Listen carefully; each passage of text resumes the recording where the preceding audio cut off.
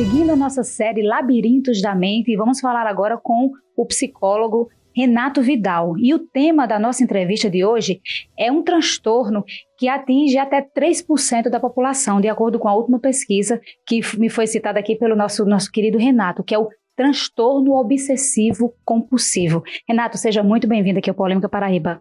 Muito obrigado. Obrigado pelo convite.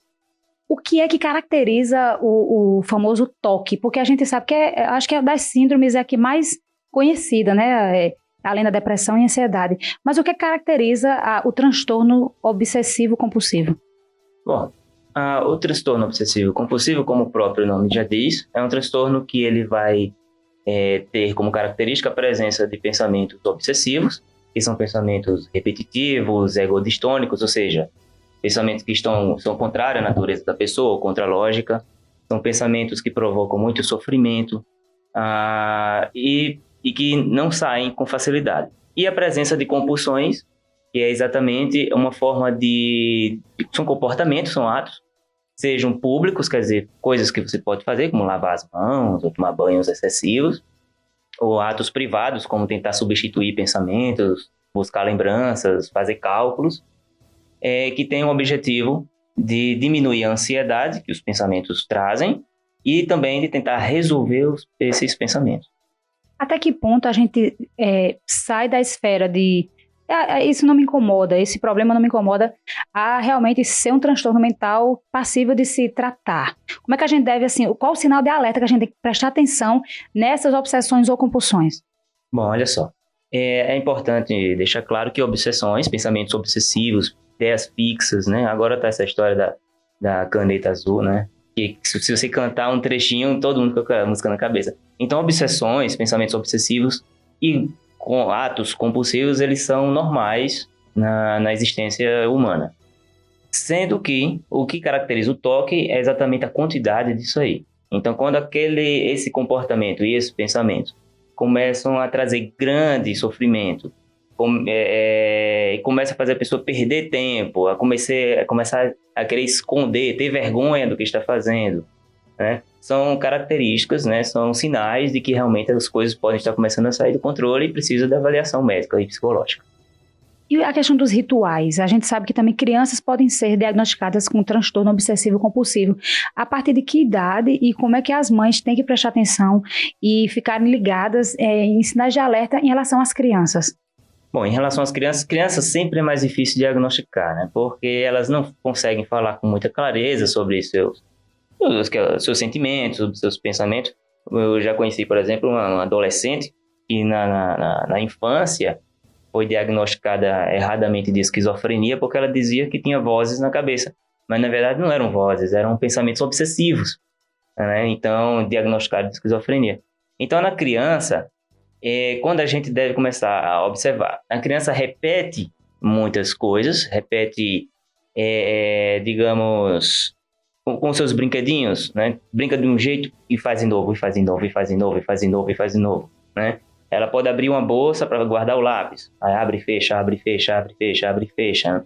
São crianças que têm preocupações persistentes, que chega para a mãe, por exemplo, e diz: você vem me buscar na escola? E a mãe faz: venho, sim, claro.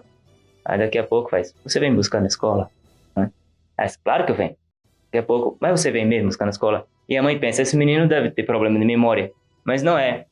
É porque ele precisa estar se assegurando de que aquilo ali, que a mãe está falando é verdadeiro, está checando, é uma forma de checagem.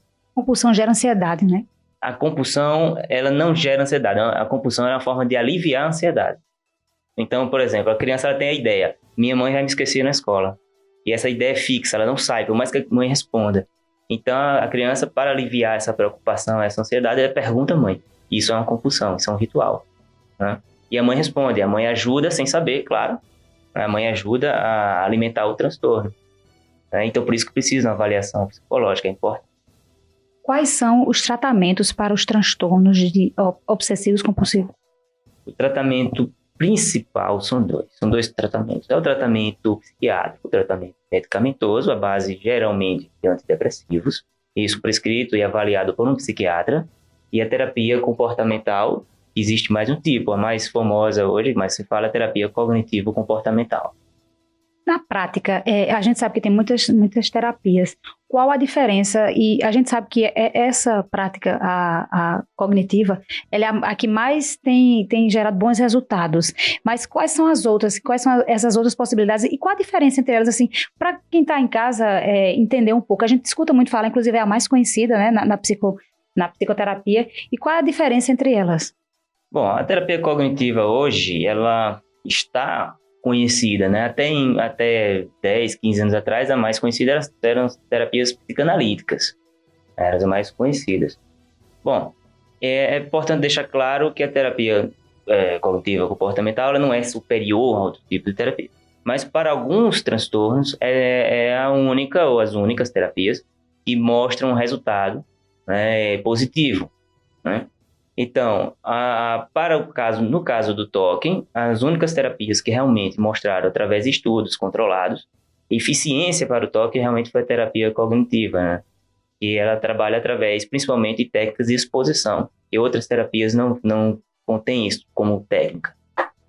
Você falou que existem 3 formas de tratar, e que são de acordo com o grau de que o toque atinge o paciente. Fala pra gente, Renato, quais são essas formas de tratamento? Você me falou que existe até possibilidade de cirurgia, é isso? Sim, é verdade.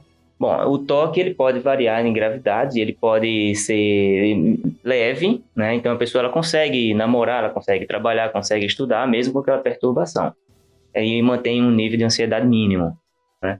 Pode ser moderado, aí já entra a possibilidade do uso da medicação. E existe o toque grave, né, que já resiste aos tratamentos medicamentosos e à psicoterapia. Nesse caso, existe a possibilidade também da avaliação e a intervenção de uma cirurgia neurológica, uma neurocirurgia funcional, né? E nesse caso, ele não cura o toque, ele faz, na verdade, tirar a pessoa ali do fundo do poço, né, depois de alguns meses depois do procedimento, e assim a pessoa consegue responder à medicação e à psicoterapia. Eu acho interessante uma coisa que você me falou aqui nos bastidores, que não existe, em se tratando de transtornos mentais ou transtornos de personalidade ou de humor, é muito complicado se falar em cura, porque a gente está falando da mente, e como a própria série fala, são labirintos, a mente é cheia de labirintos. Então, como é que se faz essa questão de não se tratar de cura? Como é que você avalia isso, Renato? Bom, olha só, transtornos psicológicos, a gente evita falar a palavra cura, porque, na verdade, muitos desses transtornos, incluindo o toque, incluindo a depressão, porque a depressão tem outras naturezas também, e as fobias, o pânico, são, na verdade, exacerbações, quer dizer, exageros de coisas já existentes, né? Então, a pessoa com síndrome do pânico, por exemplo, ele tem ataques de pânico, ataques de ansiedade. Todo mundo tem ansiedade. Então, a gente vai falar, uma pessoa que cura disso aí é uma pessoa que nunca mais vai ter ansiedade. Então, a gente não pode falar isso, porque a ansiedade não é doença. A ansiedade é uma emoção, como qualquer outra, é uma coisa normal. No toque, a gente não pode dizer a pessoa, curei aquela pessoa do toque, porque a pessoa pode continuar tendo obsessões e compulsões. Quem nunca pegou, por exemplo, numa coisa suja, né, e fica pensando naquilo o tempo todo e só sai da cabeça quando lava as mãos? Isso é uma obsessão, isso é um ritual, uma compulsão, né? Então, a pessoa que espera nunca mais ter esse tipo de coisa não vai conseguir. Então, quando a gente fala a gente não evita falar cura, mas a gente passa a falar em superação, né? A voltar a ter uma vida normal, como ela tinha antes, né? Onde essas obsessões elas diminuem de quantidade, de frequência, de intensidade, e assim como os rituais, e a ansiedade fica no nível mínimo, normal, como todo mundo. Aí a gente fala em superação, melhor do que cura. Inclusive, o próprio estresse, ele nos leva, acho que a humanidade só existe graças ao estresse, que ele nos impulsiona. Claro, tudo tem o seu limite, né? Tudo tem a questão de você barrar, se você para de trabalhar, se você não consegue sua vida pessoal, profissional, amorosa, então tudo isso acho que afeta. Renato, a nossa ideia de fazer essa série de entrevistas é acabar com a psicofobia, de que eu acredito que já está se mudando muito, né?